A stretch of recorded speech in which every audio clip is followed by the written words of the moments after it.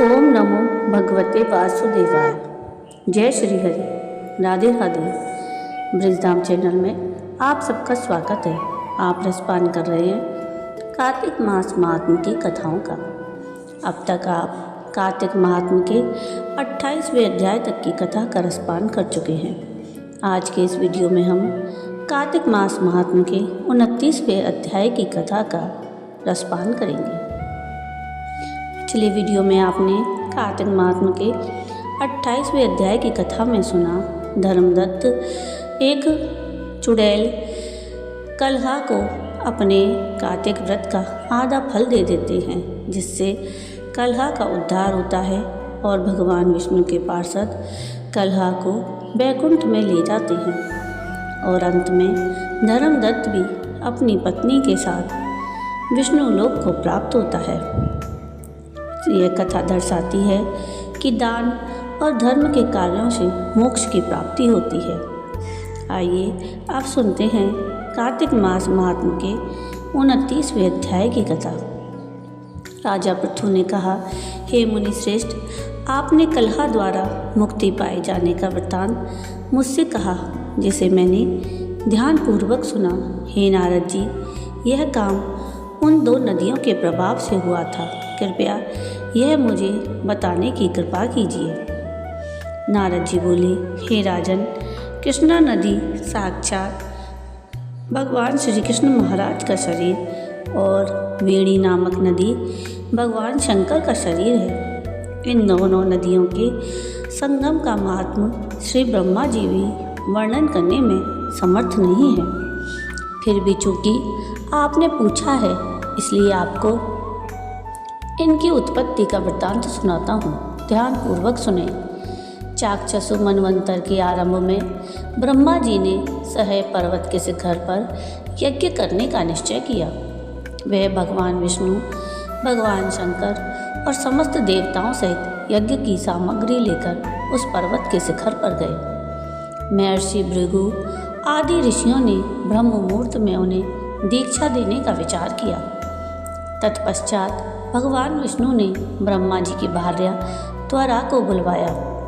वह बड़ी धीमी गति से आ रही थी। इसी बीच में भृगु जी ने भगवान विष्णु से पूछा, हे प्रभु, आपने त्वरा को शीघ्रता से बुलाया था, वह क्यों नहीं आई? ब्रह्म मुहूर्त निकल जाएगा। इस पर भगवान विष्णु बोले, यदि त्वरा यथा समय यहाँ नहीं आती हैं तो आप गायत्री को ही स्त्री मानकर दीक्षा विधान कर दीजिएगा। क्या गायत्री पुण्य कर्म में ब्रह्मा जी की स्त्री नहीं हो सकती? नारद जी ने कहा, हे राजन, भगवान विष्णु की इस बात का समर्थन भगवान शंकर जी ने भी किया। यह बात सुनकर भृगु जी ने गायत्री को ही ब्रह्मा जी के दाईं ओर बिठाकर दीक्षा विधान आरंभ कर दिया।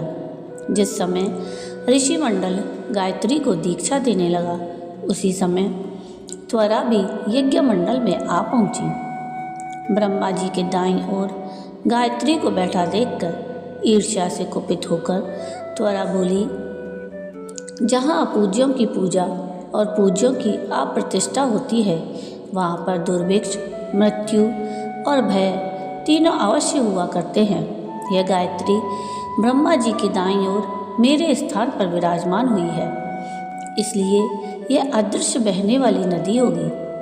आप सभी देवताओं ने बिना विचारे इसे मेरे स्थान पर बिठाया है, इसलिए आप सभी जड़ रूप नदियाँ होंगे।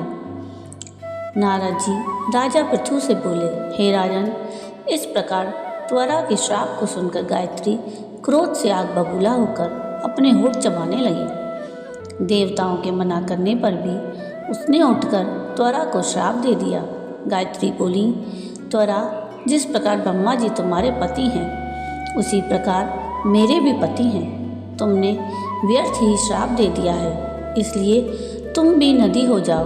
तब देवताओं में खलबली मच गई। सभी देवता त्वरा को साष्टांग प्रणाम करके बोले, हे देवी, तुमने ब्रह्मा आदि समस्त देवताओं को जो श्राप दिया है वह उचित नहीं है, क्योंकि यदि हम सभी जड़ रूप नदियाँ हो जाएंगे तो फिर निश्चय ही यह तीनों लोक नहीं बच पाएंगे। चूँकि यह श्राप तुमने बिना विचार किए दिया है, इसलिए यह श्राप तुम वापस ले लो।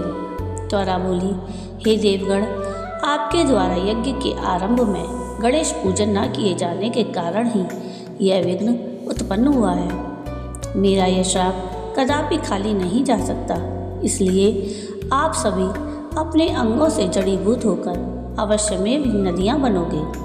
हम दोनों सौतने भी अपने अपने वंशों पश्चिम में बहने वाली नदियाँ बनेंगे।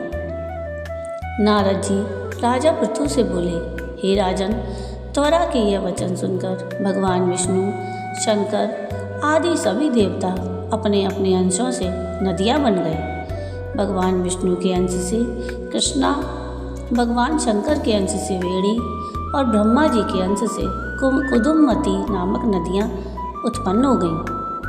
समस्त देवताओं ने अपने अंशों को जड़ बनाकर वहीं शहे पर्वत पर फेंक दिया। फिर उन लोगों के अंश पृथक पृथक नदियों के रूप में बहने लगे।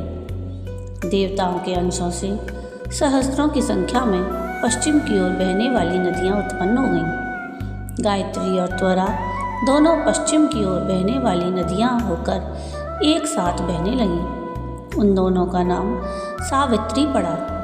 ब्रह्मा जी ने यज्ञ स्थान पर भगवान विष्णु और भगवान शंकर की स्थापना की। दोनों देवता महाबल और अति बल के नाम से प्रसिद्ध हुए। हे राजन, कृष्णा और वेणी नदी की उत्पत्ति का यह वर्णन जो भी मनुष्य सुनेगा या सुनाएगा, उसे नदियों के दर्शन और स्नान का फल अवश्य प्राप्त होगा। जय श्री हरि। तो ये थी कथा कार्तिक मास महात्म्य के 29वें अध्याय की। आपको आज की ये कथा कैसी लगी मुझे कमेंट करके ज़रूर बताइएगा। और अगर आपको आज की मेरी ये कथा पसंद आई हो तो प्लीज़ इसको लाइक शेयर ज़रूर कीजिएगा और प्लीज़ मेरे चैनल को सब्सक्राइब कीजिएगा और कमेंट में राधे राधे ज़रूर लिखिएगा। वीडियो पूरा देखने के लिए थैंक यू। राधे राधे।